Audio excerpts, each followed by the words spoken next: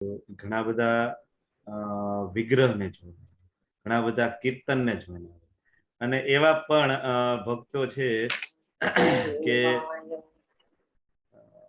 તમે છે ને નયા માતાજી મ્યુટ કરી દેજો તમારું માઇક. Okay, yes, done.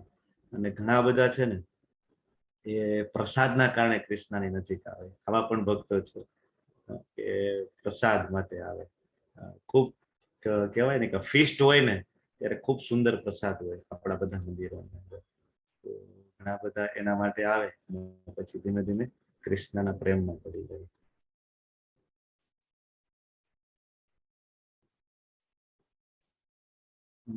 કેમ મને દેખાતું?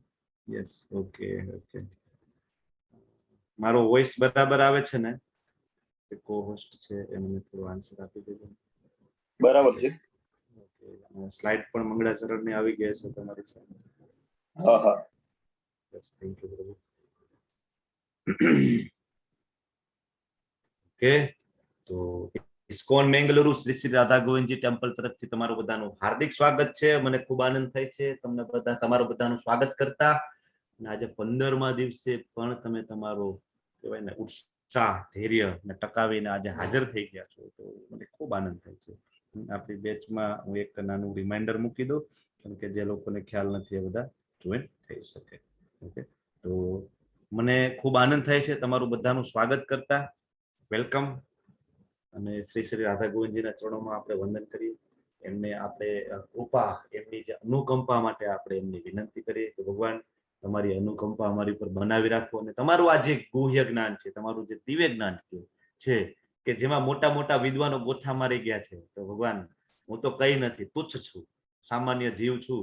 તો ભગવાન તમારી કૃપા હશે તો આ જ્ઞાન હું સમજી શકીશ. તો એ કૃપાની આપણે યાચના કરીએ. ભગવાનના શાશ્વત ભક્ત અર્જુન મહારાજ, શિલા પ્રભુપાદજી, જયા પતાકા સ્વામીજી મહારાજ, પરમેશ્વર કૃષ્ણદાસ પ્રભુ, કેતન પારેખજી અને ઘણા બધા ટીચર્સ કે જે નિસ્વાર્થ ભાવે આ સેવા જ્ઞાન યજ્ઞની અંદર જોડાયેલા છે, એમના જેવી આપને કૃષ્ણ ભક્તિ પ્રાપ્ત થાય. ઓમ અજ્ઞાનમ તિમિરાંધસ્ય જ્ઞાનાજન શલાકયા ચક્ષુરુન્મિલિતમ યેન તસ્मै શ્રી ગુરુવે નમઃ. શ્રી ચૈતન્ય મનોભીષ્ટમ સ્થાપિતમ યેન ભૂતલે સ્વયં રૂપ કદા મહ્યમ દદાતિ સ્વપદાન્તિકમ. વંદેહમ શ્રી ગુરુમ શ્રીયુતાપદકમલમ શ્રી ગુરુન વૈષ્ણવાંશ્ચ શ્રી રૂપમ સાગરજાતમ સહગણ રઘુનાથાન્વિતમ તમ સજીવમ સાદ્વૈતમ સાવધૂતમ પરિજન સહિતમ કૃષ્ણ ચૈતન્ય દેવમ શ્રી રાધા કૃષ્ણ પાદાન સહગણ રઘુનાથ સહગણ લલિતા શ્રી વિશાખાન્વિતાંશ્ચ. હે કૃષ્ણ કરુણા સિંધુ દીનબંધુ જગતપતે ગોપેશ ગોપિકા કાંત રાધાકાંત નમસ્તુતે.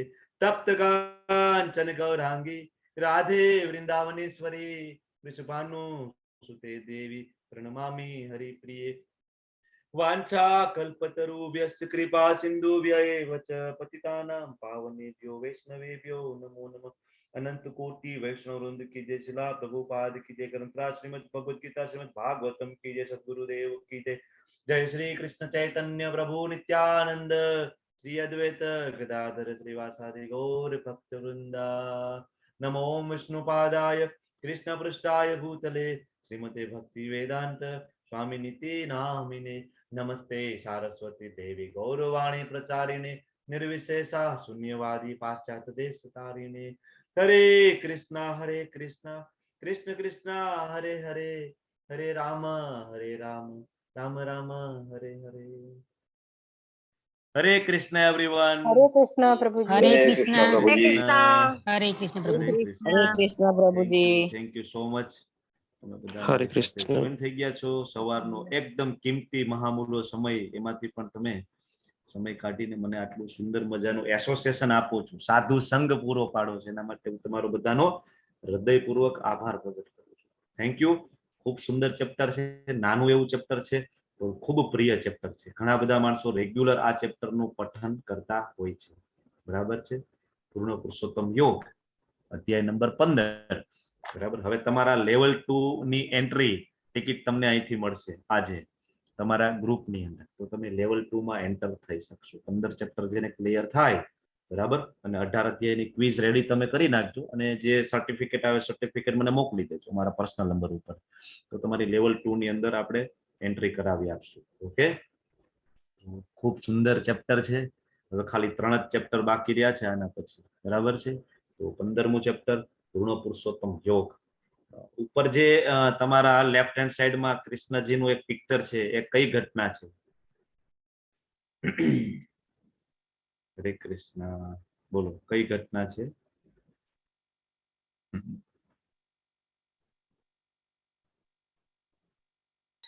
ભગવાન દ્વારિકા જાય છે.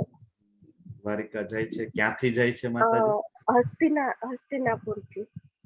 વંદિતા માતાજી બોલો છો ને? હા વંદિતા. તમે લેવલ 2 માં છો માતાજી કે જે લેવલ? ના લેવલ 2 માં છું. મંગળ બુધમાં કે શનિ રવિ? મંગળ. ઓકે, યસ મતલબ તમે રિપીટર છો એટલે તમને ઘણું બધું નોલેજ છે. યસ માતાજી, થેન્ક યુ. તમે ઘણો બધો કિંમતી સમય તમારો ફાળવી અને તમે ભગવાનના જ્ઞાનમાં આગળ વધી રહ્યા છો. મને ખૂબ આનંદ થાય છે માતાજી. થેન્ક યુ માતાજી. તો કૃષ્ણજી છે ને એ હસ્તિનાપુરથી દ્વારકા જાય છે. તમે શ્રીમદ ભાગવતમ વાંચો તો સ્કંદ 1 અને અધ્યાય 11 1.11 એમાં તમને સુંદર વર્ણન મળશે. કૃષ્ણજી દ્વારકામાં પ્રવેશ કરે.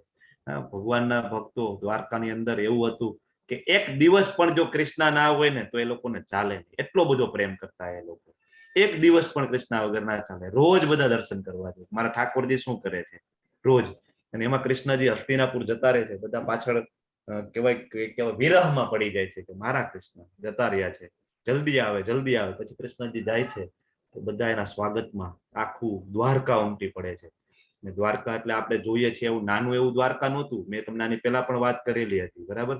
દ્વારકા ખૂબ મોટું દ્વારકા હતું, કારણ કે 16,108 વિશાળ મહેલો હતા. તો અત્યારે જે તમે દ્વારકા જોવો છો એ દ્વારકાથી સમુદ્રની બોર્ડર થતા છેક દ્વારકા કચ્છ સુધી પ્રચલેલું, બરાબર, ત્યાં સુધી વિસ્તારેલું હતું. એટલું મોટું દ્વારિકા હતું ભગવાનનું. અત્યારે આપણે જોઈએ છીએ તો બહુ નાનો એવો ભાગ અત્યારે જોઈ રહ્યા છીએ. તો બધા માણસો યાદ કરે ભગવાન કે મારા ભગવાન સુધી આવે, બરાબર. તો અહીંથી આપણે આ પૂર્વ બંધારણ સાથે આ ઘટના જે આજે આ ચેપ્ટર છે શરૂઆત કરીએ. તો ભગવાન આ ચેપ્ટર શરૂઆત કરે છે અને શરૂઆત જ કરે છે એક સુંદર મજાના ઉદાહરણથી, બરાબર. શું કે છે? શ્રી ભગવાન ઉવાચ ઊર્ધ્વમૂલમ અધઃ શાખમ અસ્વસ્થમ પ્રાહુર અવ્યયમ છંદાંસી યસ્ય પર્ણાની યસ્તમ વેદ સ વેદવિદ. પૂર્ણ પુરુષોત્તમ પરમેશ્વર કહે છે, બોલે છે, શું કે છે કે એમ કહેવાય છે કે એક શાશ્વત અશ્વત્થ વૃક્ષ છે જેના મૂળ છે એ ઉપરની તરફ છે અને શાખાઓ નીચેની તરફ જાય છે, અને એના પાંદડા જે છે એ વેદ મંત્રો છે. અને જે મનુષ્ય આ વૃક્ષને જાણે છે ને એને વેદોનો જ્ઞાતા કહેવાય છે. બોલો, અધ્યાયની શરૂઆત છે ભગવાન ઊંધા વૃક્ષથી કરે છે. બધું ઊંધું, વૃક્ષ ઊંધું છે, નીચે કહેવાય મૂળ ઉપર જાય છે, એના ડાળીઓ નીચે જાય છે, અને છતાં ભગવાન એમ કે છે કે આ જે જાણે છે તો વેદોનો જ્ઞાતા છે, ખૂબ મોટો જ્ઞાની છે. ઘણા બધાનો પ્રશ્ન થાય કે આવું કેમ ભાઈ, આવું ઊંધું છે અને એ સાચું, આવું કઈ રીતના હોઈ શકે, બરાબર. તમે બધા આવું વૃક્ષ જોયું છે ક્યારે? ઊંધું વૃક્ષ?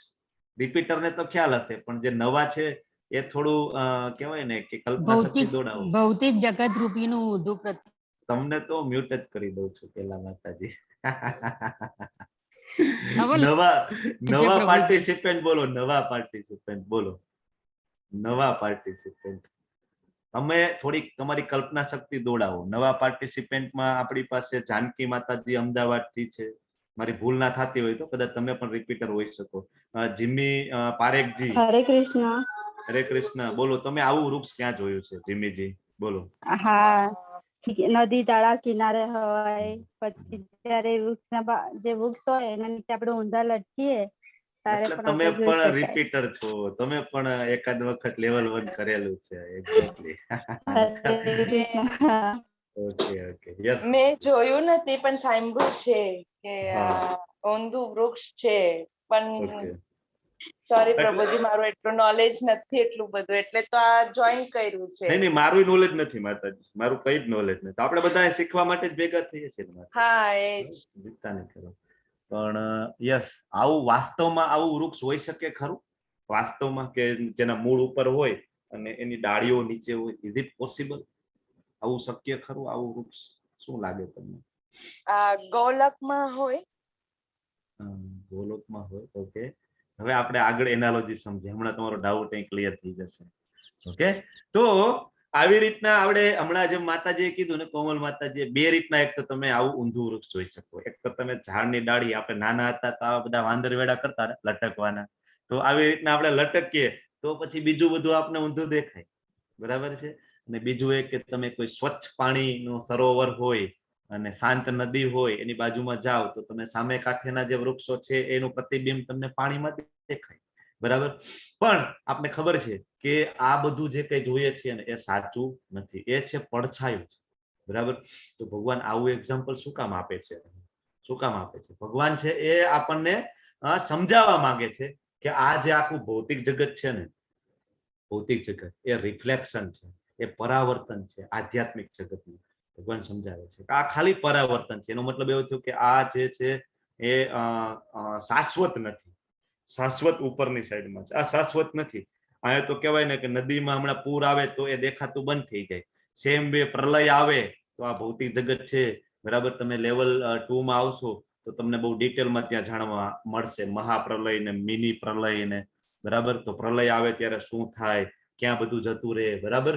તો ત્યારે નદીમાં કેવા પૂર આવે તો વૃક્ષ દેખાતું બંધ થઈ જાય. સેમ વે પ્રલય આવે, બરાબર, નાનો પ્રલય આવે અને એક મોટો પ્રલય પણ આવે. બ્રહ્માજીનું આયુષ્ય પૂરું થઈ જાય ને ત્યારે મહાપ્રલય આવે. ત્યારે બ્રહ્માજી આરામ કરવા જાય ને રાત્રે ત્યારે મિની પ્રલય આવે. બરાબર.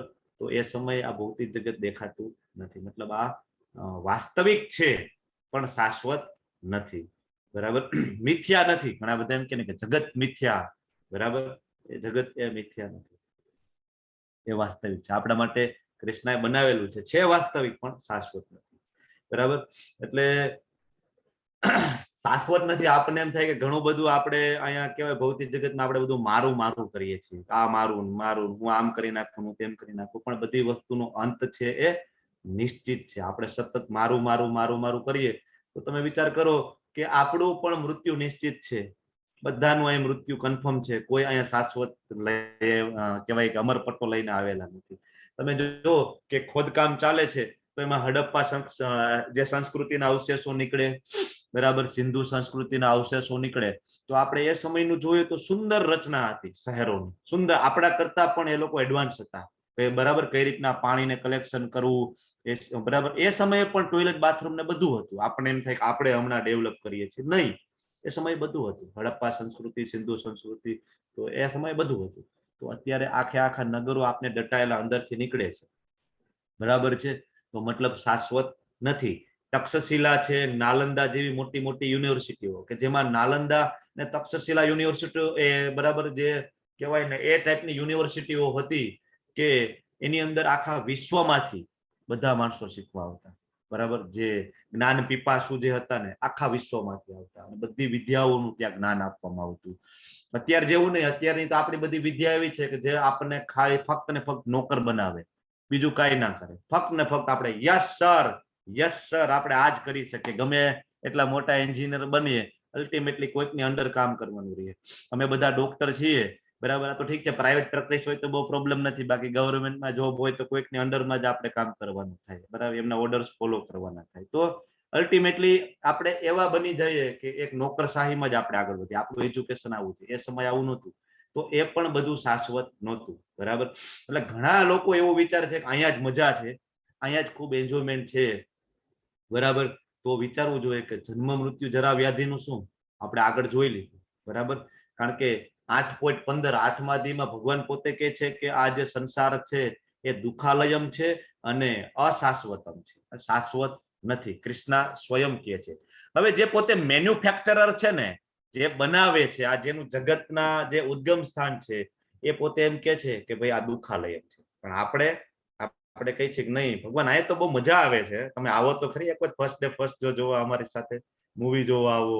આપણે જઈએ હોલીવુડ નું મૂવી જોવા જઈએ, ડિઝનીલેન્ડ જઈએ, મુંબઈ ફરવા જઈએ, ગોવા જઈએ, તમે આવો તો ખરી. કૃષ્ણ ખૂબ આનંદ છે. તો કૃષ્ણ કે છે નહીં દીકરા, આ છે ને મેં બનાવેલું છે અને અહીંયા આ દુખાલયમ છે. પણ આપણે માનતા નથી. બરાબર. બીજી એક એનાલોજી થી આપણે સમજવા મળે છે કે અહીંયા બે ટેકરી છે અને વચ્ચે તમને બ્રિજ જોવા મળે છે અને સામે એક સુંદર મજાનું મકાન છે. તો હવે આપણે આ દુનિયા જે આપણી છે ભૌતિક જગત એ આ પુલ છે, આ જે વચ્ચે જે બ્રિજ દેખાય છે લાકડાનો એ આપણી દુનિયા છે. હવે આપણે એમ કહીએ કે નહીં પુલ ઉપર મને ખૂબ મજા આવે છે, ત્યાં તો સુંદર મજાનો પવન આવે છે અને બધું કહેવાય કે નીચે કહેવાય સરસ મજાના દ્રશ્ય મને જોવા મળે છે, કુદરતી દ્રશ્ય, ને ખૂબ મજા આવે છે, ખૂબ મજા આવે છે. પણ અચાનક જ ટાઢ પડે, અચાનક તડકો ચાલુ થાય, અચાનક વરસાદ ચાલુ થાય, બરાબર, ખૂબ પવન વાય, શું થાય? ત્યાંથી પડી જવાનો પણ ભય રહે ને આપણને, બરાબર.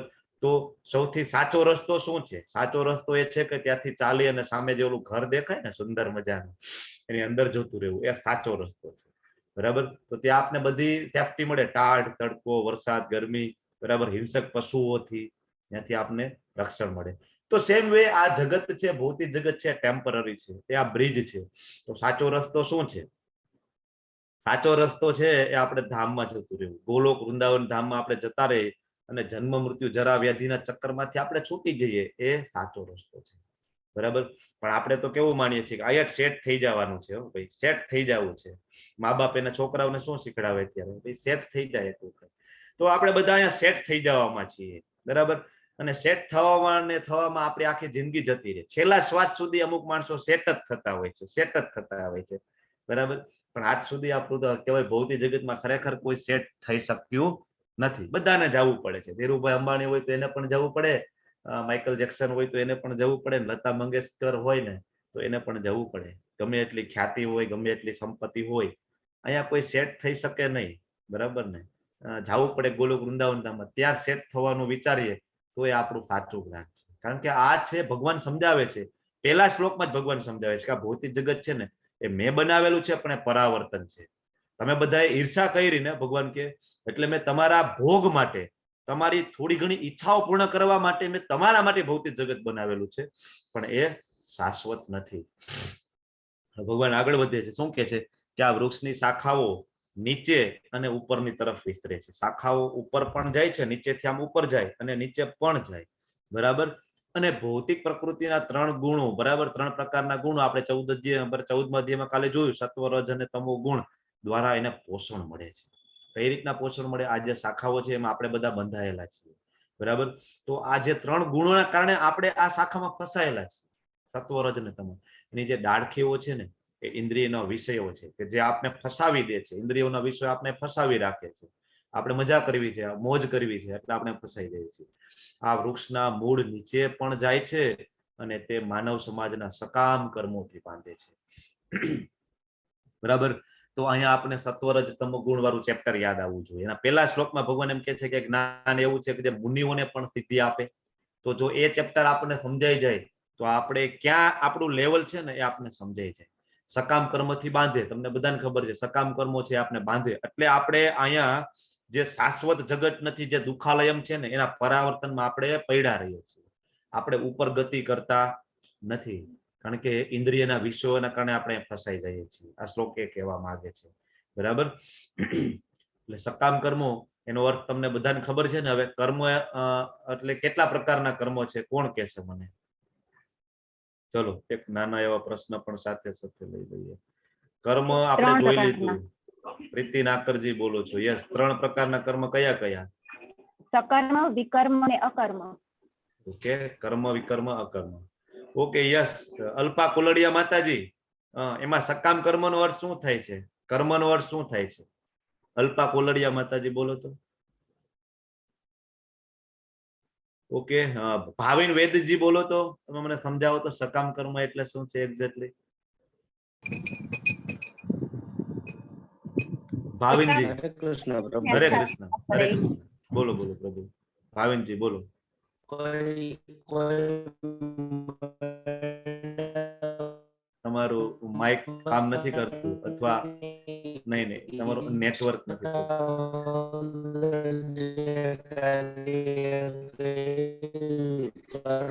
નહીં પ્રભુ, કઈ સમજાતું નથી. હરે કૃષ્ણ, નથી સમજાતું, કઈ જ નથી સમજાતું. અજય થાનકીજી બોલો. હરે કૃષ્ણ, અજય થાનકીજી. અજય થાનકીજી. ડોક્ટર ધર્મિષ્ઠાજી બોલો. ચલો 3 કર્મ વિશે બોલો ડોક્ટર ધર્મિષ્ઠાજી.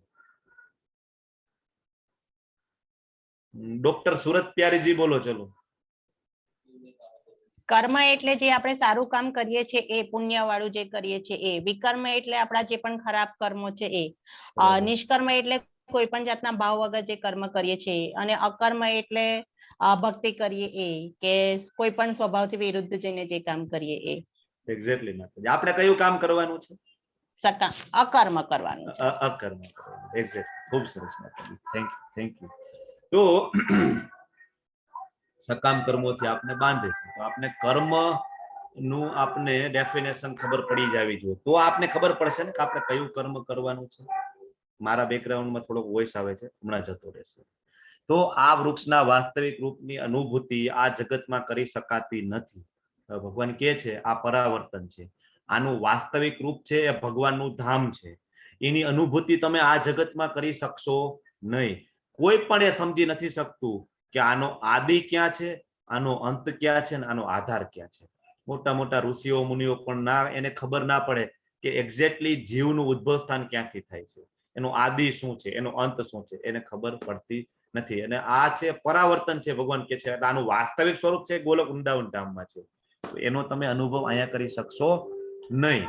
પરંતુ મનુષ્ય આ સુદ્રઢ મૂળવાળા વૃક્ષને વિરક્તિના શસ્ત્રો વડે નિશ્ચયપૂર્વક કાપી નાખવું જોઈએ. આ જે ભૌતિક જગત છે એના જે મૂળને કાપી નાખવું જોઈએ. શેના શસ્ત્ર વડે? વિરક્તિના શસ્ત્ર વડે. કૃષ્ણજી આપને સલાહ આપે છે. બરાબર. ભગવાન આપણને એમ કે છે કે ભાઈ શું કામ અહીંયા વારંવાર આવું. આપણે કાલે જોયું હતું ને, બરાબર, કે નેક્સ્ટ ટાઈમ કઈ યોનિમાં બર્થ થશે. સત્વ ગુણમાં જઈશું તો કઈ યોનિમાં બર્થ, રજો ગુણમાં જઈશું તો બરાબર તમો ગુણમાં. તો આપણે 14મા ચેપ્ટરમાં જોઈ લીધું ગતિ કેવી થાય. પણ આપણે આવું જ શું કામ છે? કૃષ્ણ આપણને એમ કે છે કે તમારે ભૌતિક જગતમાં શું કામ આવું છે? આ શાશ્વત નથી. આપણે ગોલ્ડન કલીની વાત કરેલી હતી. ચૈતન્ય મહાપ્રભુજીનો બર્થ થાય એ સમયથી આગળના જે 10,000 વર્ષ છે એ ગોલ્ડન કલી છે. જો એમાં તમે બહાર નીકળી જાઓ તો ખૂબ સારી વાત છે. કારણ કે અત્યારે આપણે અહીંયા જે કઈ 50 જણા આપણે બેસીને અત્યારે કૃષ્ણ વિશેની ચર્ચા કરીએ છીએ, ભગવાનના ઉપદેશોની ચર્ચા કરીએ છીએ, બરાબર, અને આપણે જીવનમાં ઉતારવાની કોશિશ કરીએ છીએ. ભવિષ્યમાં આ સમય મળવાનો નથી. કળિયુગ એટલો બધો કહેવાય કે હાવી થઈ જશે, બરાબર, માણસ ઉપર, કે એ ટોટલ નાસ્તિક તરફ જતા રહેશે માણસો. અને તમે અત્યારે પણ જોવો છો, અત્યારની તમે નવી જનરેશન જોવો, તમે ત્યાં ભગવાનની વાતો કરો તો એનું મોઢું બગડી જાય છે, બરાબર, તરત જ. તો એ કહેવાય કળિયુગનો પ્રભાવ છે. તો આગળનો સમય એવો આવશે કે આપણને આ ચર્ચા કરવાનો મોકો નહીં મળે. તો જેને પણ અત્યારે આ સૌભાગ્ય પ્રાપ્ત થયું છે તો આપણે બધા ખૂબ નસીબદાર છીએ. ભગવાન આપણને 7મા અધ્યાયના 19મા શ્લોકમાં કહે છે કે બહુનામ જન્મના મંતે જ્ઞાનવાન મામ પ્રપદ્યન્તે. કરોડો જન્મ થાય ને પછી ખ્યાલ આવે કે વાસુદેવ સર્વમિતિ, કૃષ્ણ છે એ બધું છે. કરોડો જન્મ લેવા પડે એના માટે. તો તમે બધા તમારા કરોડો જન્મ પછી તમને આ જ્ઞાન પ્રાપ્ત થઈ રહ્યું છે, તો તમે બધા ખૂબ ભાગ્યશાળી છો, ખૂબ સૌભાગ્યશાળી છો. તો ભગવાન કહે છે કે વિરક્તિના શસ્ત્ર વડે, બરાબર, બહુ બધી મોહ માયા નહીં રાખવાની, એના જગતના મૂળને કાપી અને ધામમાં જવાનો પ્રયત્ન કરવાનો છે, બરાબર. તો ત્યાર પછી તેને એવા સ્થાનની શોધ કરવી જોઈએ કે જ્યાં ગયા પછી પાછું આવવાનું નથી રહેતું. 9મા અધ્યાયમાં ભગવાન કહે છે આપણને કે મારું ધામ એવું છે કે ત્યાં ગયા પછી કોઈ પાછા આવતા નથી. તો આપણે એવા સ્થાન નહીં, ભગવાન ઇનડાયરેક્ટલી ધામનું કહે છે કે તમે ધામમાં આવી જાવ, કારણ કે આ ચેપ્ટરમાં ધામની વાત થશે.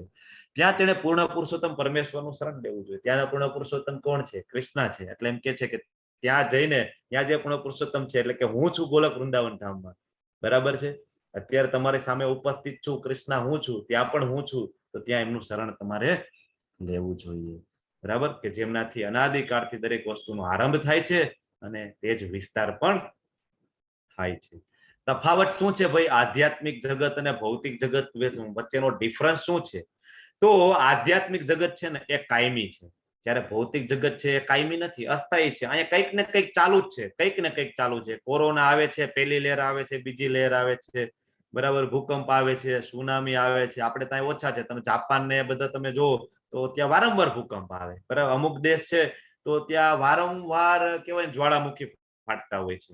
તો આવું કંઈક ને કંઈક ચાલુ છે. આપણે અહીંયા ઓછું છે એટલે આપણને એવું લાગે, કારણ કે ઋષિઓની ભૂમિ છે અને કૃષ્ણએ જ્યાં જન્મ લીધો છે એ ભૂમિ છે. તો અહીંયા આપણને એવું બધું બહુ ઓછું જોવા મળે છે, કુદરતી આફતો. પણ અમુક દેશમાં જો સતત ચાલુ છે આ બધી વસ્તુ, કંઈક ને કંઈક ચાલુ છે. તો આ કહેવાય ને અસ્થાયી છે, બરાબર, કંઈક ને કંઈક સતત પરિવર્તન. પછી સાચો પ્રેમ મળશે આધ્યાત્મિક જગતની અંદર. કૃષ્ણનો તમને શુદ્ધ પ્રેમ મળશે, સાચો પ્રેમ મળશે કે જેનાથી ભગવાન કે જેના માટે ભગવાન આપણી અનંત જન્મોથી રાહ જોઈ રહ્યા છે. આપણા અનંત જન્મો થાય ભગવાન રાહ જોવે છે કે ક્યારે આવશે મારો દીકરો. સાચો પ્રેમ તમને ત્યાં મળશે. બીજું, ભૌતિક જગતની અંદર સાચો પ્રેમ નથી. અહીંયા કંઈક ને કંઈક સ્વાર્થ છે, કંઈક ને કંઈક ઉપયોગ કરવાની ભાવના છે. તમે કોઈ પણ સંબંધને લઈ લો, કંઈક ને કંઈક થોડોક સ્વાર્થ તો છે, બરાબર છે, કંઈક ને કંઈક સ્વાર્થ છે. પછી સાચું સુખ, બરાબર, રિયલ હેપીનેસ. તો અહીંયા જે કઈ સુખ છે ને ભૌતિક જગતમાં બધા કામ ચલાવ સુખ છે, બરાબર. તમને કોઈ વસ્તુ ભાવતી હોય, ગુલાબ જાંબુ ભાવે છે, તો હું તમારી સામે આખું બાઉલ મૂકી દઉં, તમે 5 ખાઈશો, છઠ્ઠા ગુલાબ જાંબુમાં તમને સુખ નહીં મળે. તમે એમ કહેશો કે હવે મજા નથી આવતી, બરાબર. તમને કોઈ કપડા ગમતા હોય, બરાબર, તમે 5 દિવસ પહેરો, કદાચ 5 દિવસે જનરલી કોઈ ના પહેરે, બરાબર. છઠ્ઠા દિવસે તમે એમ કહેશો બસ હવે આમાં મોહ ઉતરી ગયો ભાઈ, હવે આ નથી પહેરવા, બરાબર. મેરેજની શેરવાની બધા લેતા હોય, એક વખત પહેરે ને પછી કહેવાય કબાટમાં ટીંગાડી દે, પછી પહેરતા જ નહીં, મોસ્ટલી ના પહેરતા હોય, આખી જિંદગી પડી હોય. તો 1 કલાકમાં સુખ એનું પૂરું થઈ જાય. તો અહીંયા કહેવાય ને, પછી ગેજેટ, નવા મોબાઈલ હોય, ઘણા બધા અત્યારે મોબાઈલમાં પૈસા બગાડતા હોય, મતલબ શોખની વસ્તુ છે, એપલના મોબાઈલ લેતા હોય, પણ એ થોડોક સમય સારો લાગે, પછી એ રૂટીન થઈ જાય, ઇટ્સ ઓકે, ચાલો, બરાબર. તો અહીંયા ટેમ્પરરી છે, જે કઈ સુખ છે એ બધું ટેમ્પરરી છે. આધ્યાત્મિક જગતની અંદર અનલિમિટેડ છે. પછી સાચા સંબંધો, કૃષ્ણ સાથે આપણો સાચો સંબંધ છે, શાશ્વત સંબંધ છે.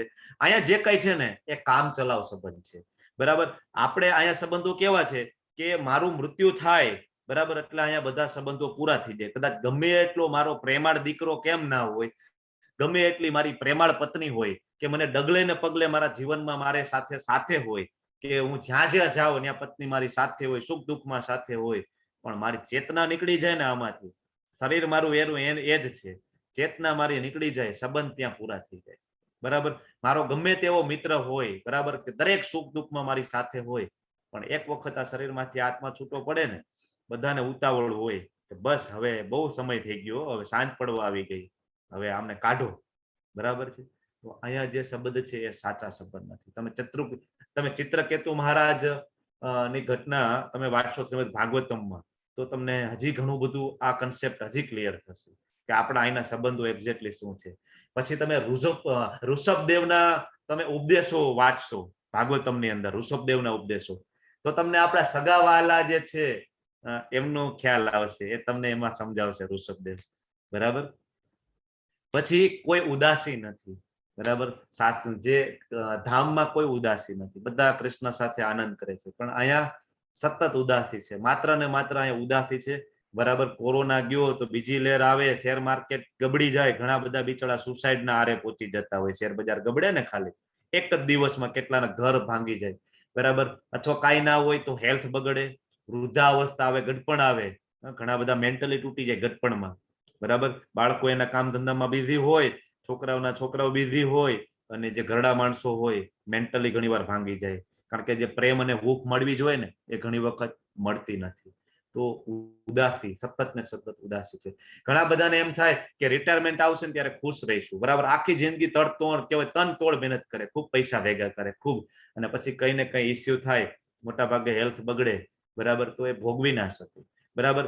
અને એ લોકોને એમ થાય કે રિટાયરમેન્ટમાં આપણે મનની શાંતિ મળશે, પણ થાય એવું કે ઘરમાં કોઈક એવી વ્યક્તિ આવી જાય, બરાબર, કે તમારી મનની શાંતિ કમ્પ્લીટલી ભંગ કરી નાખે, બધા પ્લાન ચોપટ થઈ જાય, બરાબર. કોઈની એવી સાસુ મળી જાય, કોઈની એવી વહુ મળી જાય, અને કોઈના દીકરાનો સ્વભાવ ચેન્જ થઈ જાય, દીકરો છે, બરાબર. તો આ બધા અહીંયા સતત ને સતત કંઈક ને કંઈક ઉદાસી રહે. પણ કૃષ્ણના ધામમાં કૃષ્ણ આપણા મિત્ર છે, એની સાથે આપણે કહેવાય કે વિહાર કરીએ, આનંદ કરીએ, સતત એમાં આપણને સુખ છે, આનંદ છે, બરાબર. તો ત્યાં બધી જે ગોપીઓ છે તો કૃષ્ણ એમની સાથે માધુર્ય લીલા કરે છે, સ્વામી છે એમના. ગોપ બાળો છે તો કૃષ્ણ એમના મિત્ર છે, સખા છે, એમના ભાઈબંધ છે. નંદ બાબા યશોદાજી છે તો કૃષ્ણ એમનો દીકરો છે, મારો લાલો છે, લાલો, બરાબર. તો આવી રીતના બધા આનંદ કરે છે ગોલોક વૃંદાવન ધામની. બ્રહ્મ સંહિતામાં ધામનું ખૂબ ડિટેલમાં વર્ણન આવે, બરાબર. અને સૌથી ઇમ્પોર્ટન્ટ કે 4 વાસ્તવિક સમસ્યાઓ છે ને ત્યાં ગેરહાજર છે, અને અહીંયા એ 4 સમસ્યાઓ ભૌતિક જગતમાં હાજર છે. કઈ એ વાસ્તવિક સમસ્યા છે ચારેય? કોણ કહે છે?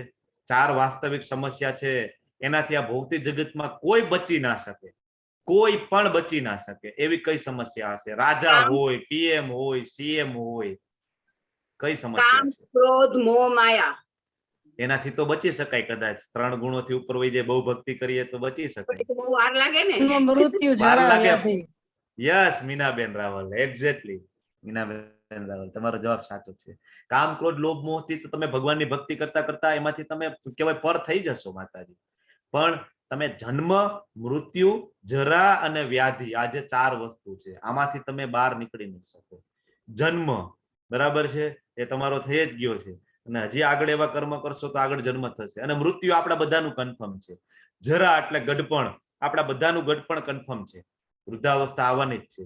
અને વ્યાધિ એટલે બીમારી, કંઈક ને કંઈક બીમારી છે. અને ઇવન વૃદ્ધાવસ્થા પોતે જ એક બીમારી છે. બરાબર છે? કારણ કે બધા સેલ ડેમેજ થાય, ધીમે ધીમે શરીર કામ કરતું બંધ થઈ જાય, દેખાતું ધીમે ધીમે ઓછું થાય, સાંભળવાનું, તો એ પણ એક બીમારી છે. એટલે આનાથી કોઈ બચી શકે નહીં. That is impossible.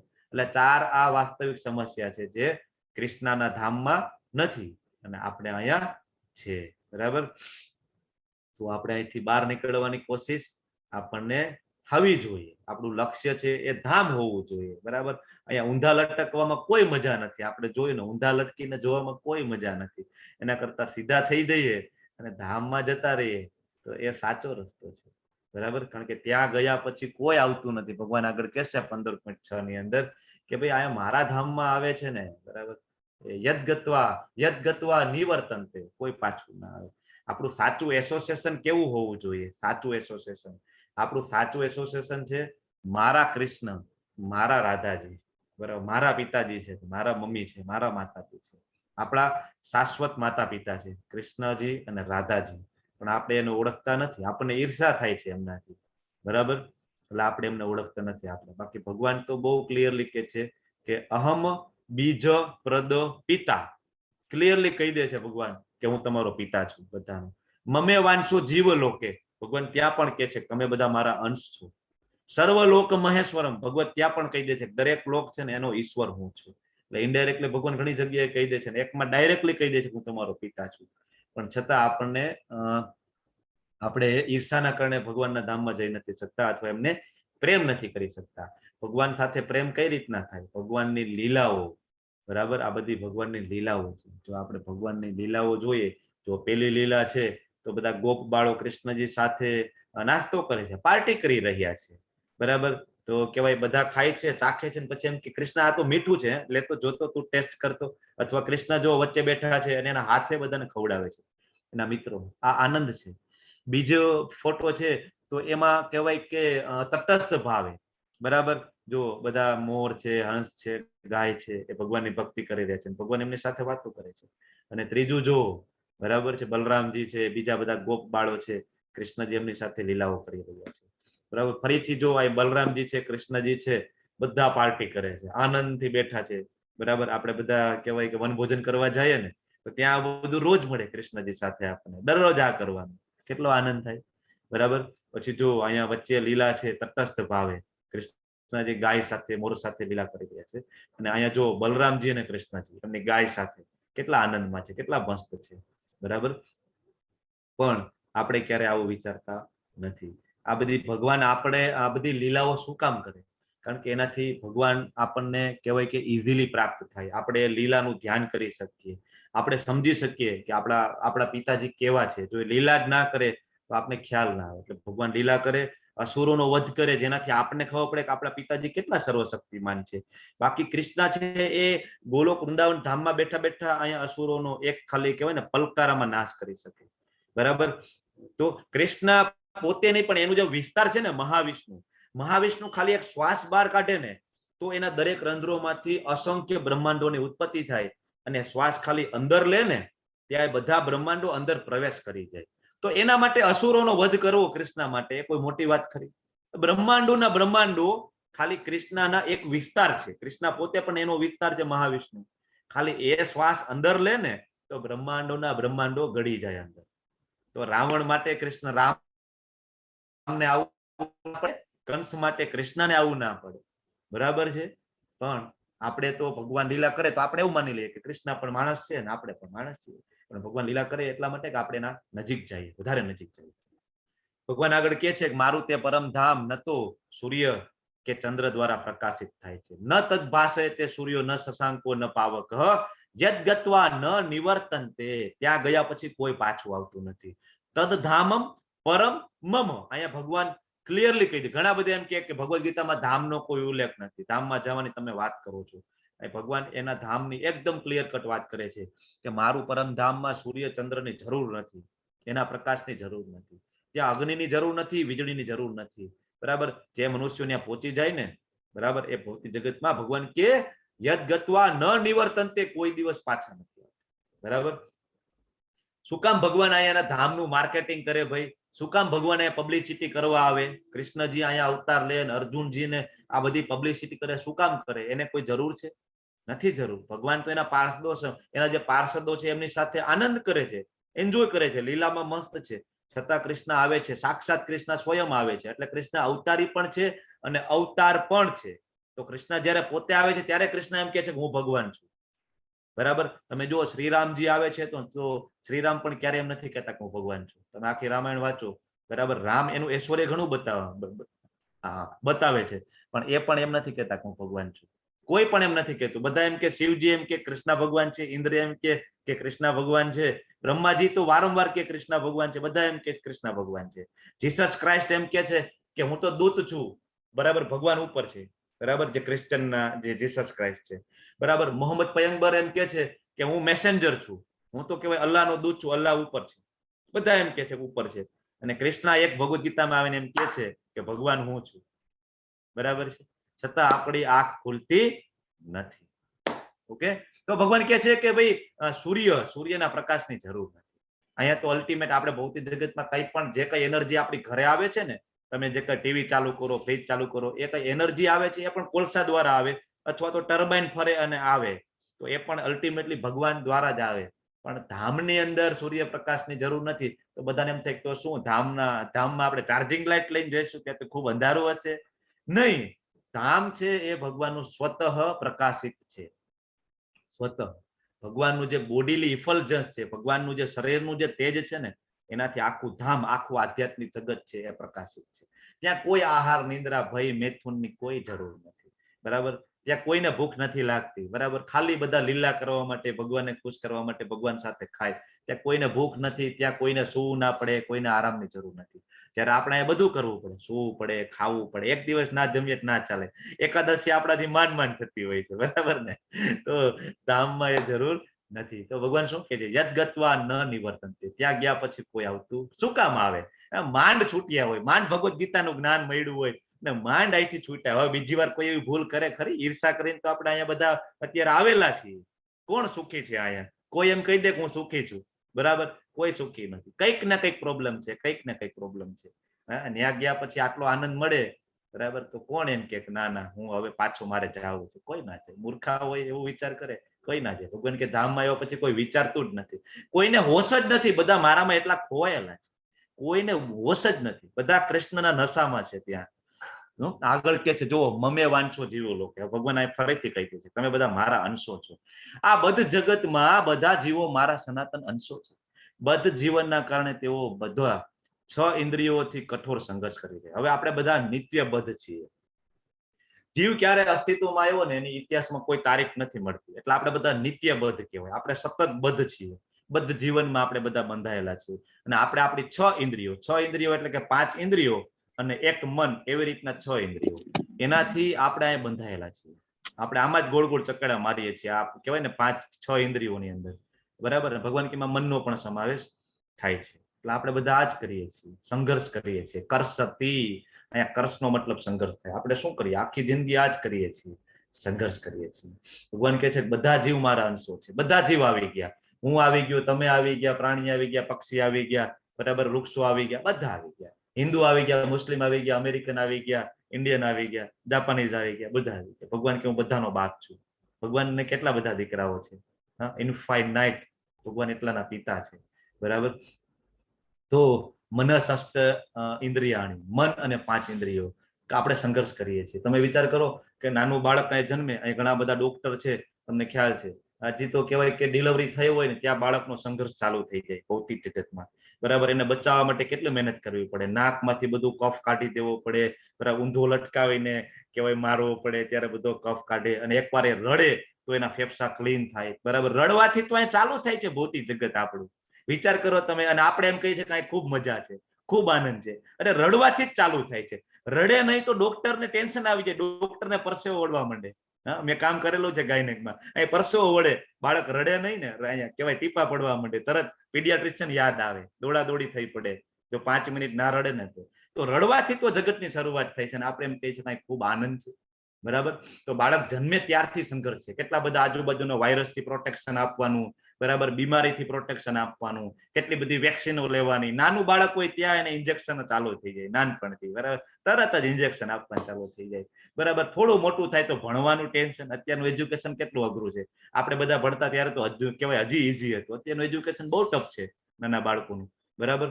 તો હવે એમાંય આપણે સંઘર્ષ કરવાનો, પછી કમાવાનું, પછી લગ્ન થાય, ખૂબ મોટો સંઘર્ષ કરવાનો, બરાબર. એમાંય સંઘર્ષ છે મેરેજ કરીને, બરાબર. એ બધું કહેવાય ગૃહસ્થ જીવનને ચલાવવું, બેલેન્સ કરવું ખૂબ અઘરું છે. અને અલ્ટિમેટલી વૃદ્ધાવસ્થા આવે અને છેલ્લા મૃત્યુ આવે.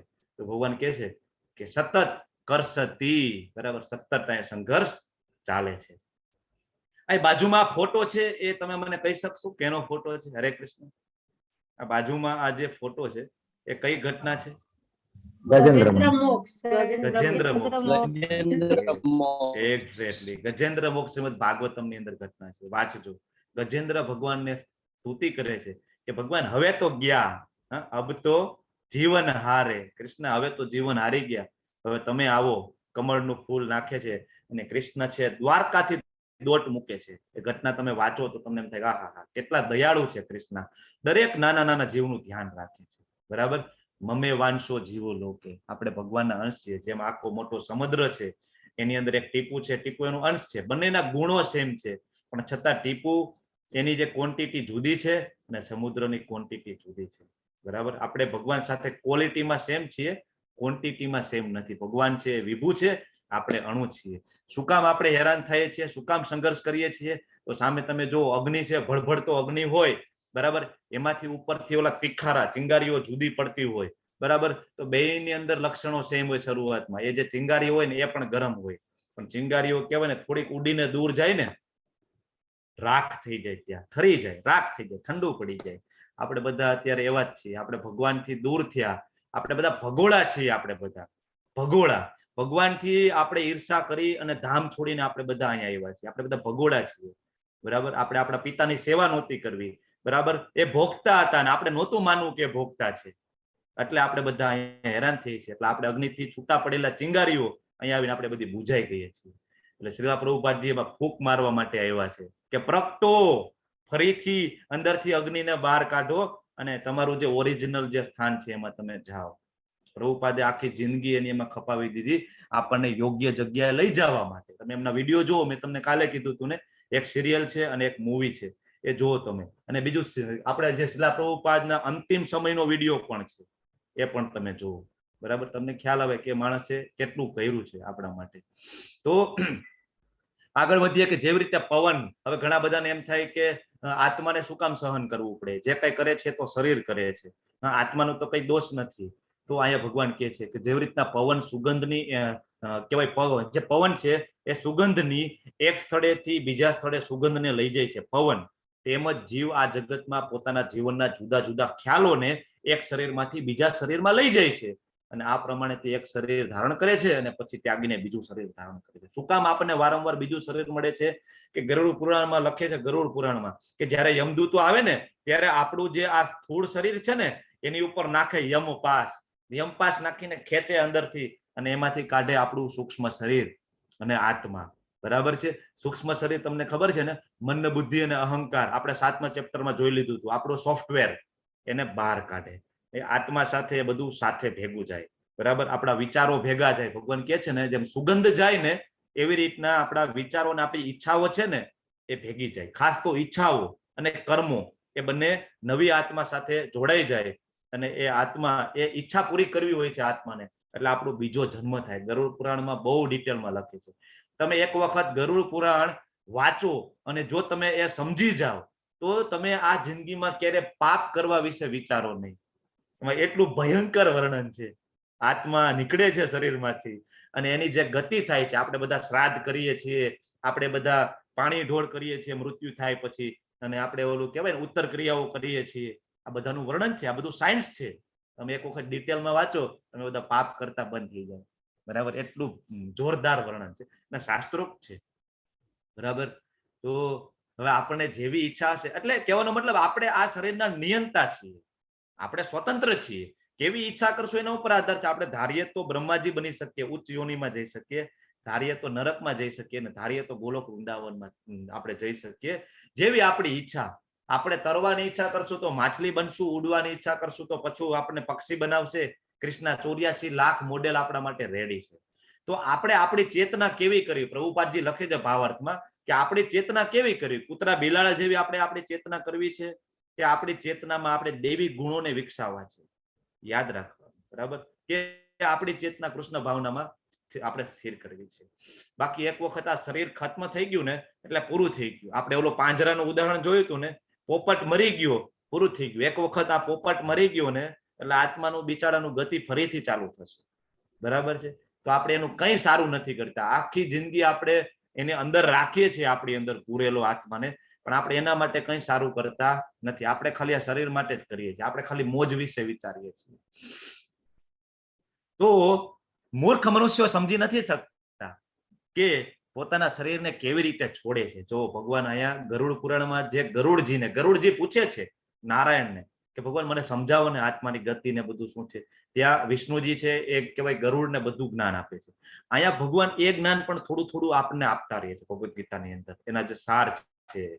તો ભગવાન કહે છે કે પોતાના શરીરને કેવી રીતના છોડી દે છે ને, તેમજ એ પણ નથી સમજી શકતા કે પ્રકૃતિના ગુણોના પ્રભાવ હેઠળ તેઓ કેવા પ્રકારનું શરીર ભોગવે છે. પરંતુ જેની આંખો જ્ઞાનથી કેળવાયેલી હોય ને એ આ જોઈ શકે. જેને ભગવદ ગીતાનું જ્ઞાન છે, જેને કૃષ્ણ ઉપર શ્રદ્ધા છે, જે કૃષ્ણને પૂર્ણ પુરુષોત્તમ માને છે, એને ખબર છે કે કેવું શરીર મળશે, હું કેવું કર્મ કરીશ, કઈ રીતના આત્મા નીકળે છે, શું એની ગતિ થાય છે, બધું ખબર છે.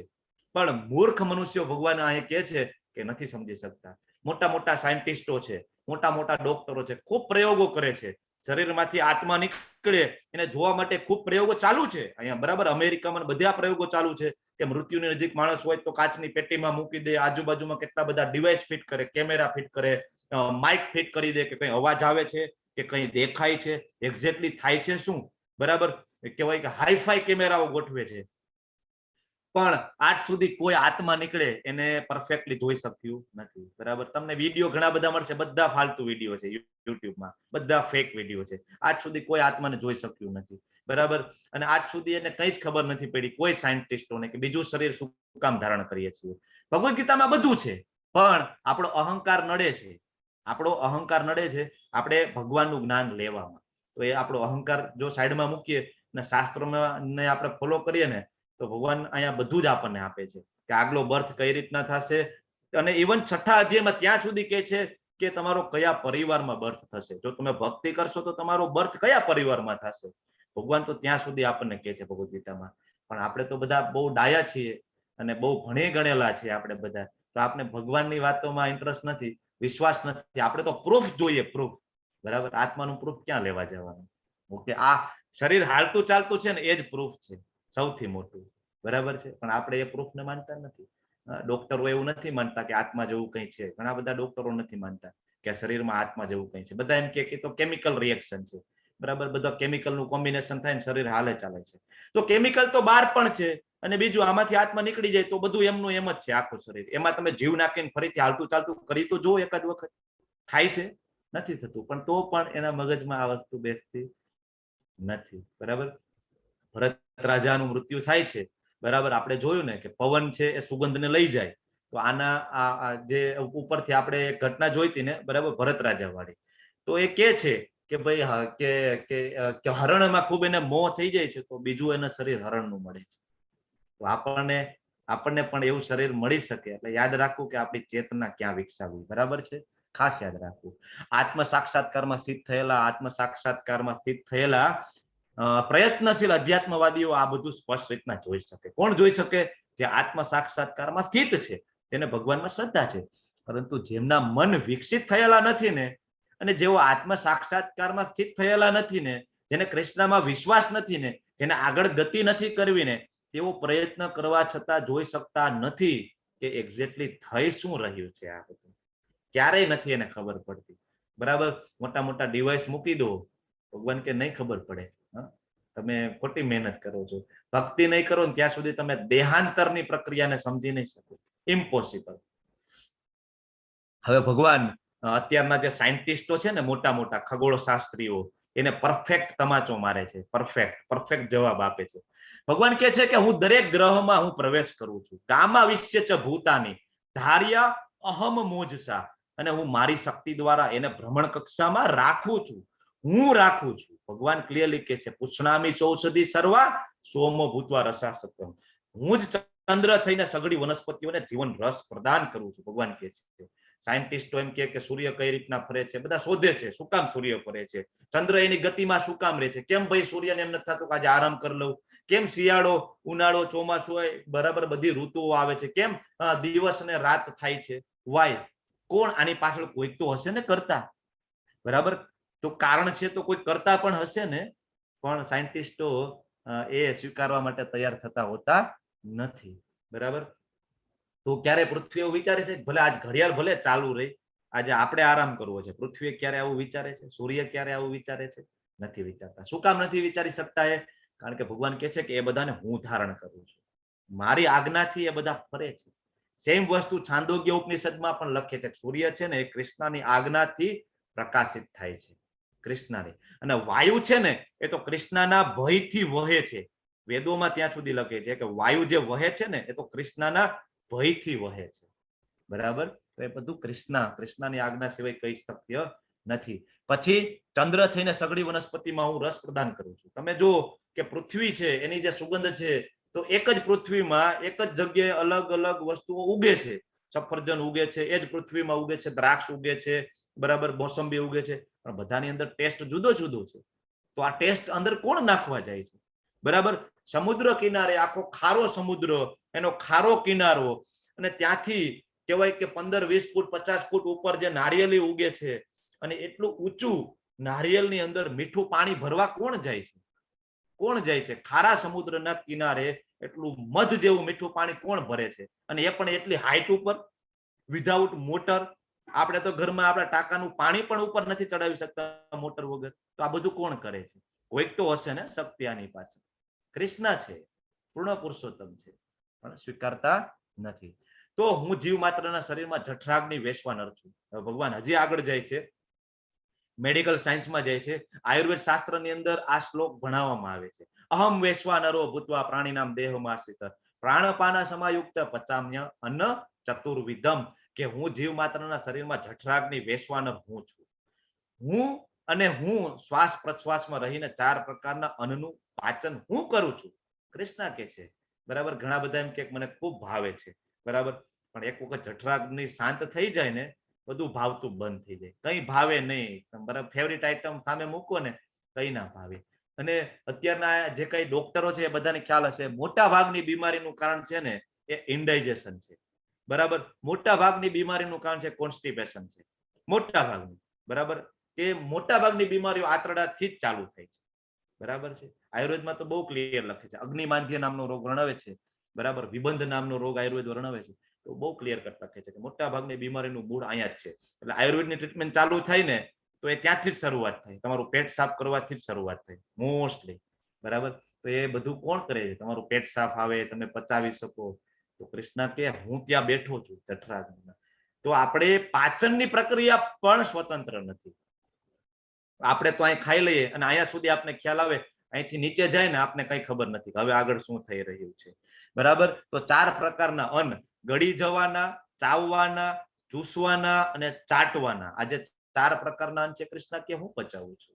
બરાબર, ઘણા બધા એમ કે હું તો ખૂબ ખાઈ શકું. નહીં, એ તો કૃષ્ણ અંદર છે ને એટલે તમે ખાઈ શકો છો. બરાબર, બાકી શક્ય નથી. તો તમે ભોગ ધરો, પ્રસાદ ધરો, અને પછી તમે પ્રસાદ લો. ઇનડાયરેક્ટલી ભગવાન આ એમ કે છે કે હું અંદર બેઠો છું, તમે ભોગ ધરો અને તમે પ્રસાદ લો. બરાબર, તો કઈ રીતના પચે છે? બરાબર, અંદર ગયા પછી તો આપણે કઈ ખબર નથી. હાડકા કઈ રીતના બને, લોહી કઈ રીતના બને, આપણે કઈ ખબર નથી. કોણ કરે છે? કૃષ્ણ કરે છે બધું અંદર. બરાબર, ભગવાન એમ કે યાદ રાખજે જો હું અંદર શાંત થઈ જઈશ ને તો તું ડોક્ટરો બદલાવતો ફરીશ, પણ કોઈ ડોક્ટર શોધી નહીં શકે કે તને પાચન કેમ નથી થતું, કારણ કે હજી એના કોઈ રિપોર્ટ નથી થતા. બરાબર છે કે અંદર જઠરાગ્નિ છે, એક કહેવાય કે કેટલો છે, બધા HCl ને એ બધું શોધે છે, એસિડ, પણ કોઈ જઠરાગ્નિને હજી સુધી શોધી શક્યા નથી. એટલે કૃષ્ણ કહે છે કે બહુ ડાયો થઈશ ને તો શાંત થઈ જઈશ ને તો ખ્યાલ આવી જશે, ડોક્ટર બદલાવતો ફરી. આગળ કે છે સર્વસ્ય ચાહમ હૃદય સન્નિવિષ્ટો, ખૂબ ઇમ્પોર્ટન્ટ શ્લોક છે આ. સર્વસ્ય ચાહમ હૃદય સન્નિવિષ્ટો મત સ્મૃતિ જ્ઞાનમ અપોહનમ ચ વેદેશ્ચ સર્વેર અહમ એવ વેદ્યો વેદાંતકૃત વેદ વેદાંતકૃત વેદ વિદ ચાહમ. બરાબર, તો હું દરેક જીવના હૃદયમાં રહેલો છું. કૃષ્ણ કહે છે ક્યાં રહે છે ભગવાન, તો કે હું દરેકના હૃદયમાં રહેલો છું. મારાથી જ સ્મૃતિ આવે છે, જ્ઞાન આવે છે ને વિસ્મૃતિ આવે છે. બધા એમ કે કૃષ્ણ અને પરમાત્મા જુદા છે, તો ભગવાન એ કહે છે કે દરેકના હૃદયમાં પરમાત્મા સ્વરૂપે હું રહેલો છું. કૃષ્ણ અર્જુનના કહે છે, બરાબર, કૃષ્ણ અર્જુનને કે એ હું જ છું, કે જે તારા હૃદયમાં છું ને એ પણ હું છું. પરમાત્મા એ બીજું કોઈ નથી. કૃષ્ણ કે મારું જ એક્સપાન્શન છે, મારું જ લોકેલાઇઝ સ્વરૂપ છે, આ જાણવું જોઈએ. પછી ભગવાન કહે છે કે સ્મૃતિ હું આપું છું. ઘણા બધાને કહેવાય ને અહમ હોય, ઈગો હોય કે મને ખૂબ યાદ રહી જાય છે, ભાઈ મારી યાદ શક્તિ તો જોરદાર છે, હું તો મોટો ડોક્ટર છું, હું તો કહેવાય કે એન્જિનિયર છું, મોટો સાયન્ટિસ્ટ છું, IPS છું, કલેક્ટર છું, મેં તો આ પરીક્ષાઓ ક્રેક કરેલી છે, ઓલી પરીક્ષાઓ ક્રેક કરેલી છે. તો ભગવાન કહે સ્મૃતિ છે ને બેટા એ હું આપું છું, તને જે યાદ રહે છે ને એ હું છું. ભગવાન કહે જ્ઞાન હું આપું છું. જ્ઞાન, બરાબર, ઘણા બધા ખૂબ મોટા જ્ઞાની હોય, તો ભગવાન કે જ્ઞાન છે હું આપું છું. આપણે ગોર કિશોરદાસ બાબાજી મહારાજની વાત જોઈ હતી. તમે અભયચરણ નામની સિરિયલ મેં તમને વાત કરી હતી, એ સિરિયલ તમે જોશો ને તો ભક્તિ સિદ્ધાંત સરસ્વતી મહારાજ જે આપણા શિલા પ્રભુપાદના ગુરુ મહારાજ છે, જાય છે ગોર કિશોરદાસ બાબાજી મહારાજ પાસે. તો ગોર કિશોરદાસ બાબાજી મહારાજ છે ને એ અભણ છે, એને કઈ જ જ્ઞાન નથી હોતું, પણ એ ભગવાનના નામની અંદર સતત રત રહે છે. એટલે કઈ જ્ઞાન નથી હોતું ને અમારો કહેવાનો મતલબ છે ભૌતિક જ્ઞાન. ભગવાન વિશેનું ને દરેક જ્ઞાન છે, કારણ કે ભગવાન કહે છે કે દદામી બુદ્ધિ યોગમ, જે લોકો મારા શરણે આવે છે તો ભગવાન કહે છે એને બુદ્ધિયોગ હું પ્રદાન કરું છું. અહીંયા ભગવાન કહે છે જ્ઞાન હું આપું છું. બરાબર, ઘણા બધા તમે જો આ બધા અમેરિકન્સ ને ફોરેનર, એને સંસ્કૃતનું સય ના આવડતું હોય છતાં એ બધા શ્લોકો ફડફડાટ બોલે, શ્લોકનું ભાષાંતર બોલે, ભાવાર્થ બોલે, કઈ રીતના બોલે. એના તો સિલેબસમાં સંસ્કૃત નથી હોતું. કૃષ્ણ સંસ્કૃત તો દૂરની વાત છે, એના તો પરદાદામાં કોઈ કૃષ્ણનું નામ નથી સાંભળેલું. તમે યુટ્યુબમાં વિડીયો જોવો આપણા ઇસ્કોનના, બધા અંગ્રેજો ધોતી કુર્તા તિલક કરીને હરે કૃષ્ણ કીર્તન કરતા હોય, તો આ જ્ઞાન કોણ આપે છે એને? કૃષ્ણ કે હું આપું છું. પછી અપોહનમ ચ, અપોહનમ, અપોહનમ એટલે વિસ્મૃતિ. ભગવાન કે વિસ્મૃતિ હું આપું છું, તમને બધું યાદ આવે છે, બરાબર, પણ હું ભૂલવાડું પણ હું જ છું. તમને એમ થાય કે આ કેવું, ભગવાન બધું ભૂલવાડી દે, આના કરતા બધું યાદ રાખે કેવું સારું, મારે ઓલા પાસે આટલા પૈસા લેવાના હતા, ઓલા પાસે આ લેવાના હતા, મારું બધું યાદ રહે. ભગવાન કે વિસ્મૃતિ હું આપું છું. જો આપણને બધું યાદ રહે ને તો આપણે જીવી જ ના શકીએ. તમે વિચાર કરો, આપણા કોઈ પ્રિય પાત્રનું મૃત્યુ થાય અથવા કોઈ પ્રિય પાત્ર આપણે છોડીને જતું રહે, બરાબર, હવે આપણને સતત યાદ રહેતો આપણે જીવી જ ના શકીએ. આપણા પ્રિય પાત્રનું મૃત્યુ થાય તો આપણે કહેવાય કે 1 મહિનો, 2 મહિના, 6 મહિના, વધીને વર્ષ આપણે કદાચ શોકમાં રહીએ, પણ ધીમે ધીમે ભગવાન એને વિસ્મૃતિ કરાવે આપણા મગજમાંથી, તો આપણે આગળનો રસ્તો આપણે કહેવાય કે પાર કરી શકીએ. એટલે ભગવાન કે હું વિસ્મૃતિ આપું છું. પછી વેદેશ્ચ સર્વેર અહમ એવ વેદ્યો, ખૂબ ઇમ્પોર્ટન્ટ સ્ટેટમેન્ટ છે ભગવાનનું. બરાબર, એમ થાય કે હું આ જ્ઞાન લઈ લઉં, હું 4 વેદો વાંચી લઉં, 108 ઉપનિષદો વાંચી લઉં, પુરાણો વાંચી લઉં, હું રામાયણ વાંચી લઉં, હું મહાભારત વાંચી લઉં. ભગવાન કે ના. બરાબર, ભગવાન ક્લિયરલી કહે છે કે જાણવા યોગ્ય જો કઈ હોય ને, બરાબર, તો હું છું. વેદેશ્ચ સર્વે અહમ એવ વેદ્યો, સર્વ વેદો દ્વારા જાણવા યોગ્ય હોય તો એ કૃષ્ણ છે. તમે 4 વેદો વાંચી લો છો, ઘણા બધા વેદાંતિઓ છે, બરાબર, વેદોનું પ્રખર નોલેજ છે, કર્મકાંડીઓ છે, પણ કૃષ્ણને જાણતા નથી. તો આ શ્લોક એને વાંચવું જોઈએ જરૂરથી, કે ભગવાન કહે છે કે વેદેશ્ચ સર્વે અહમ એવ વેદ્યો, 4 વેદો વાંચીને તમારે જાણવાનું તો મને જ છે, બરાબર, અને મને જાણશો તો ભગવાન કહે છે બીજું બધું જ્ઞાન હું તમને ઓટોમેટિક આપીશ. દદામી બુદ્ધિ યોગમ, જાણવા યોગ્ય કોઈ હોય તો એ કૃષ્ણ છે. નજીક જવાનો આપણે પ્રયત્ન કરીશું, જપ કરીશું, ભજન કરીશું, તો જ્ઞાન છે એ સ્વતઃ પ્રગટ થશે. વેદાંત કૃત વેદ વિદ દેવ ચ અહમ, એટલે વેદાંતનો સંકલન કરતા હું છું. તમને બધાને ખબર છે ને વેદાંત સૂત્ર, બરાબર, વેદ ઉપરથી વેદાંત સૂત્ર, બરાબર, એના ઉપર પણ ભાષ્ય લખે. વેદાંત સૂત્રનું એક ભાષ્ય છે એ શંકરાચાર્યજીનું છે, અને આપણે જેને ફોલો કરીએ છીએ વેદવ્યાસજીનું ભાષ્ય, એટલે કે ભાગવતમ. આપણે ભાગવતમ, શ્રીમદ ભાગવતમ છે એ ભાષ્ય છે, બરાબર. તો એને આપણે ફોલો કરીએ છીએ. ભગવાન કે કઈ ફાફા મારવાની જરૂર નથી, વેદોનું જ્ઞાતાય હું છું અને બધું મેં જ લખેલું છે, તો ભગવદ્ ગીતા વાંચ અને ભગવદ્ ગીતાને ફોલો કર, બરાબર.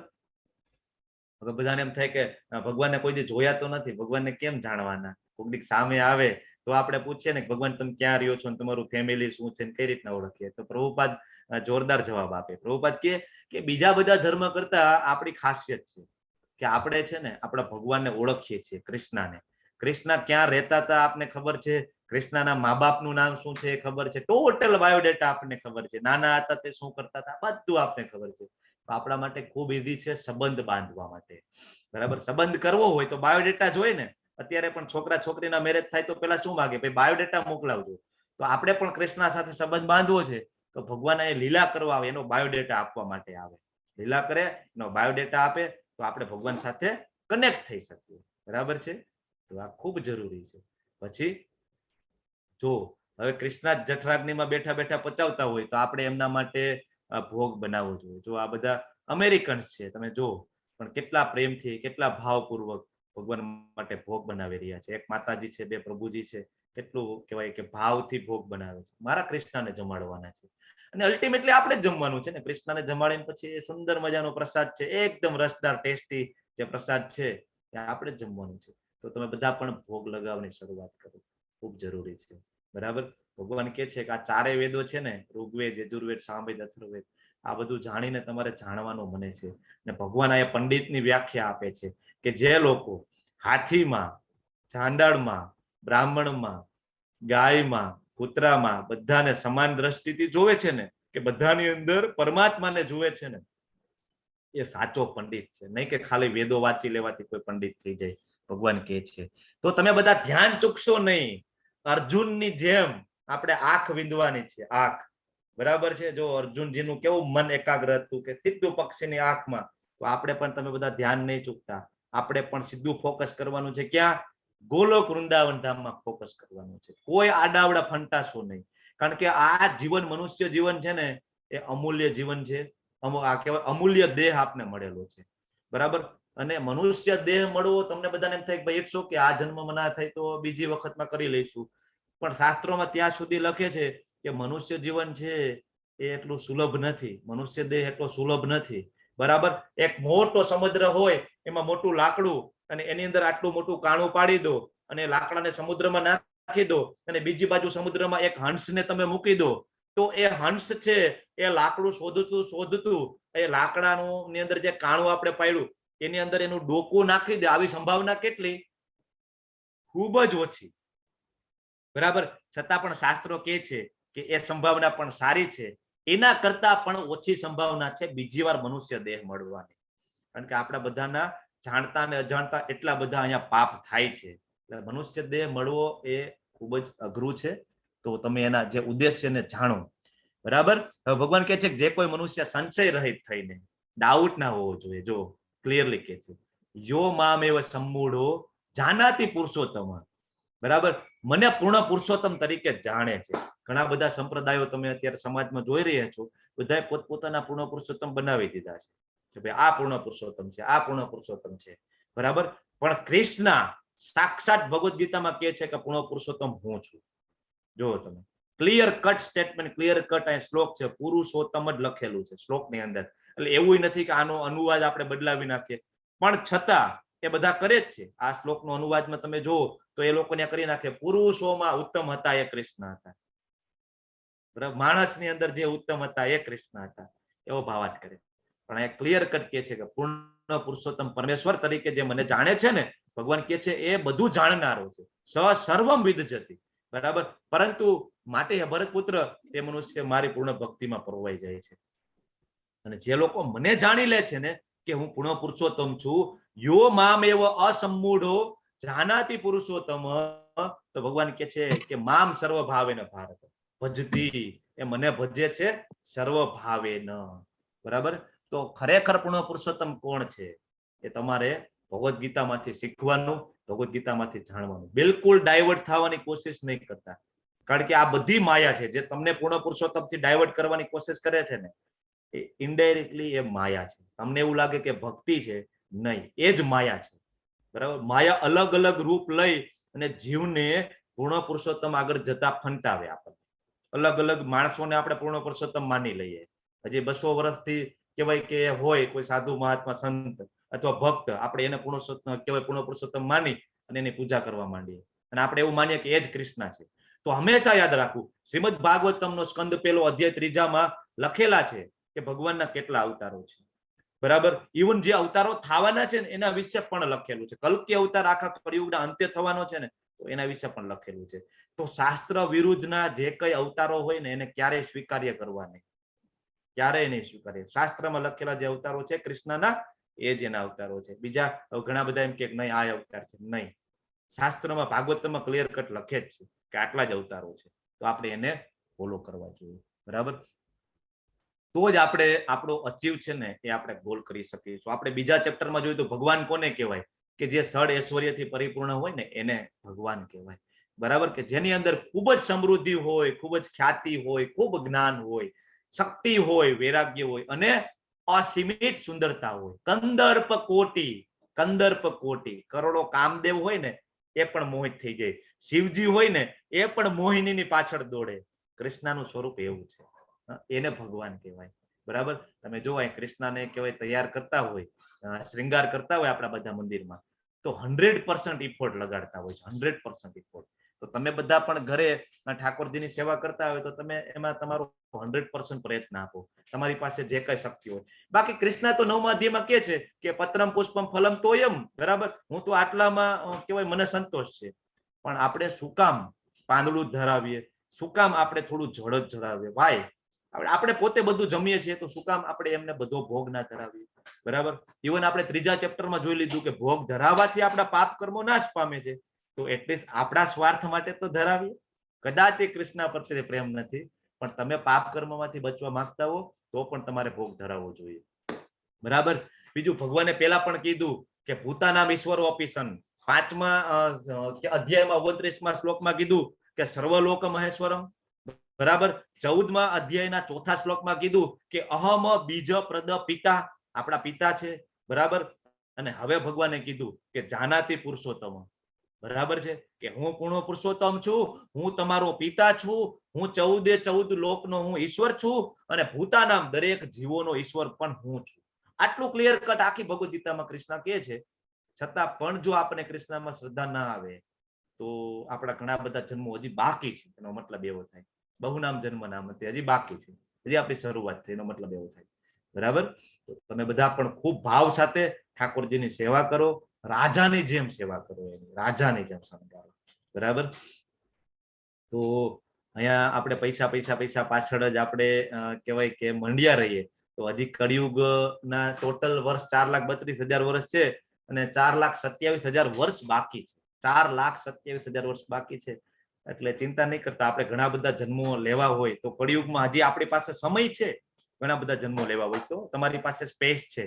4,27,000 વર્ષ છે. આપણે થોડાક જન્મ લેવા હોય તો હજી, પણ ના લેવા હોય તો આ ગોલ્ડન કલી છે. બહાર નીકળવું હોય તો આ ગોલ્ડન કલી છે. ફરીથી આ સમય મળવાનું નથી, મેં તમને કીધું. બરાબર. તો અહીંયા કૃષ્ણનું જે કેનવાસિંગ છે ને એ આપણે સ્વીકારી લેવું જોઈએ. ભગવાન જે એના ધામનું જે પબ્લિસિટી કરે છે ને, માર્કેટિંગ. શું કામ માર્કેટિંગ કરે છે? કારણ કે આપણને ખૂબ પ્રેમ કરે છે, આપણા પિતાજી છે અને એને દુઃખ થાય છે કે મારો દીકરો હેરાન થાય છે. મારી ઈર્ષા કરીને તો ગયો છે પણ એ હેરાન થાય છે, તું આવી જા અહીંયા. બરાબર. તો આપણે કેવું જોઈએ જ્યારે આપણે 15મો અધ્યાય વાંચીએ ને પછી આપણે મનમાં કૃષ્ણને કેવું જોઈએ કે નહીં, મારી ટિકિટ કન્ફર્મ કરજો, હું આવવાનો છું. બરાબર. અને એ ભાવ સાથેની ભક્તિ કરવાની ચાલુ કરવી જોઈએ આપણે. બરાબર. અને ભગવદ ગીતા આપણે વાંચવી જોઈએ. તો જ આપણને ધીમે ધીમે આપણને જ્ઞાન મળે, આપણને ખ્યાલ આવે. અને શાસ્ત્રો પર ક્યારેય શંકા ના કરવી જોઈએ, ક્યારેય ભગવાન પર શંકા ના કરવી જોઈએ. કારણ કે આપણી એટલી બુદ્ધિ જ નથી કે આપણે ભગવાનના કાર્યો ઉપર કોઈ ટીકા ટિપ્પણી કરી શકીએ. કાલે આપણે લેવલ 2માં વાત થતી હતી ને જિગ્નેશ દરબારજી, આપણી કોઈ ઓકાદ જ નથી કે આપણે શ્રીરામના કાર્યો ઉપર કોઈ ટીકા ટિપ્પણી કરી શકીએ. આપણી બુદ્ધિ જ નથી કે આપણે એના કાર્યોને સમજી શકીએ. આપણે ખાલી એટલું જાણી લઈને કે પૂર્ણ પુરુષોત્તમ છે, આપણા માટે તો એટલું ઘણું છે. બીજા એના તો કાર્ય અચિંત્ય છે, આપણે એટલા બધા સમજી જ ના શકીએ. બરાબર છે. તો હવે ભગવાન એ કહે છે કે સૂર્ય અને ચંદ્રની જરૂર નથી પ્રકાશ. આપને કહેવાય આમાં બહુ મોટા જ્ઞાની માણસો હોય તરત ડાઉટ આવે, એવું થોડું હોય કઈ સૂર્ય ચંદ્ર વગર થોડો પ્રકાશ થાય, કારણ કે એવું કોઈ દી જોયું જ નથી સૂર્ય ચંદ્ર વગર પણ પ્રકાશ થાય. આપણી બુદ્ધિની મર્યાદા છે, આપણે એવું જોયું જ નથી. પણ કૃષ્ણ કહે છે કે મારે સૂર્યની જરૂર નથી. બરાબર. તો આની પહેલા જયારે વિમાનની શોધ નહોતી થઈ તો આ બધા વૈજ્ઞાનિકો એમ જ કહેતા કે તો બધું મિથ છે, ભાઈ તમારા શાસ્ત્રોમાં લખેલું છે કે શ્રીરામ છે પુષ્પક વિમાનમાં આવે છે, ખોટું છે બધું, કે હવામાં ગપ ગોળા છે. અને હવે એ લોકો વિમાન બનાવે છે તો કે છે કે ના એ ઉડી શકે છે. અચ્છા, તો અત્યારે ઉડી શકે તો ત્યારે ના ઉડી શકે? શ્રીરામમાં આપણા કરતા ઓછી બુદ્ધિ હશે કે એવું ના બનાવી શકે? હનુમાનજી એક કહેવાય છલાંગ મારે અને તે કહેવાય લંકામાં જઈ શકે, તો એ ના કરી શકે? ટેકનોલોજી ઓછી હશે ત્યારે? હોય જ ને. અત્યારે ગાયનેકોલોજી બ્રાન્ચ છે એ હમણાં ડેવલપ થઈ ગયું. બરાબર. ગાયનેક બ્રાન્ચ એટલે કહેવાય ને કે નાનું બાળક અને જે ગર્ભિણી માતાનું જે સાયન્સ છે એ હમણાં ડેવલપ થયું. તો એ લોકોને ડોક્ટરોને હમણાં ખબર પડી કે માસાનો માસિક વિકાસ કઈ રીતના થાય. બરાબર. નાનું હોય એક કોષમાંથી દ્વિકોષ થાય અને પછી નાનું થાય 1 મહિનાનું 2 મહિનાનું કેવું બાળક હોય એ લોકોને સોનોગ્રાફી કરતા કરતા હવે ખબર પડે. પણ તમે આયુર્વેદ શાસ્ત્રમાં જાઓ અને ઇવન શ્રીમદ ભાગવતમની અંદર પણ ક્લિયર કટ રેફરન્સ છે માસાનું માસિકનો, કે આટલા મહિને આવું હોય, આટલા મહિને આવું હોય, 15 દિવસે આવું હોય. ત્યારે સોનોગ્રાફી નહોતી. બરાબર. તોય લખેલું છે. તો ટેકનોલોજી નહીં હોય? હોય જ, બધી ટેકનોલોજી હોય. સુશ્રુત સંહિતા તમે વાંચો તો સુશ્રુત સંહિતામાં બધી સર્જરીઓનો ઉલ્લેખ છે. બધી. આંખની સર્જરી, ઇવન પ્લાસ્ટિક સર્જરી આપણે દાતા છીએ. સુશ્રુત આચાર્ય છે, આખા વિશ્વને પ્લાસ્ટિક સર્જરી આપવા વાળા એ છે. બરાબર. તમે કોઈ પણ મોડર્નની બુક લઈ લો એલોપેથી વાળાની, બરાબર, મોડર્નની બુક પકડીને તમે પેલું પેજ ખોલો તો એમાં પણ father of surgery Sushruta Acharya લખેલું છે. ઋષિ મુનિ છે. બરાબર. ક્યાંથી જ્ઞાન મળે છે એમને? વેદોમાંથી મળે છે, કૃષ્ણ પાસેથી મળે છે. બરાબર. પણ આપણે તો વિશ્વાસ જ નથી. આપણે તો વેસ્ટર્નમાં જ વિશ્વાસ છે અત્યારે. બરાબર. કારણ કે આપણે બધું એજ્યુકેશન એવું બધું થયું ને એટલા માટે આપણને ટ્રસ્ટ નથી, વિશ્વાસ નથી. બરાબર. તો હે નિષ્પાપ, આ વૈદિક શાસ્ત્રો સર્વાધિક ગુપ્ત ભાગ છે ને એ મેં તને પ્રગટ કરી દીધો છે. ભગવાન કહી દે છે છેલ્લા શ્લોકની અંદર કે આખા વૈદિક શાસ્ત્રો છે ને અર્જુન, એનો આયા ગુપ્ત ભાગ મેં તને આપી દીધો. કોન્ફિડેન્શિયલ નોલેજ છે. અને અર્જુનને સર્ટિફિકેટ આપે તું નિષ્પાપ છો, તારામાં કોઈ પાપ નથી. કોન્ફિડેન્શિયલ સૌથી ગુપ્ત ભાગ છે ને અર્જુન મેં તમને અહીંયા આપ્યો છે. બરાબર. જે કોઈ મનુષ્ય આને સમજી જાય છે ને એને બુદ્ધિમાન કહેવાય છે અને એના પ્રયાસો સંપૂર્ણ થશે. જો બુદ્ધિશાળી મનુષ્યો જે આ ચેપ્ટર સમજી લેશે ને 15મું ચેપ્ટર વ્યવસ્થિત રીતના, તો ભગવાન કહે છે કે એના પ્રયાસો, કયા પ્રયાસો? ધામમાં આવવાના. ભગવાન કે સિદ્ધ થઈ જશે. તો 15મું ચેપ્ટર સમજવાનું, એટલે ખાલી 15મું જ નહીં, આખી ભગવદ ગીતા સમજવાની. બરાબર. ભગવાન કે છે વેદેશ્ચ સર્વેર અહમ એવ વેદ્યો, બધા વેદોનો સાર હું છું, મને જાણો બધું આવી ગયું. બરાબર. આ સાથે આ ચેપ્ટર અહીં પૂર્ણ થાય છે. ચેન્ટ એન્ડ બી હેપી.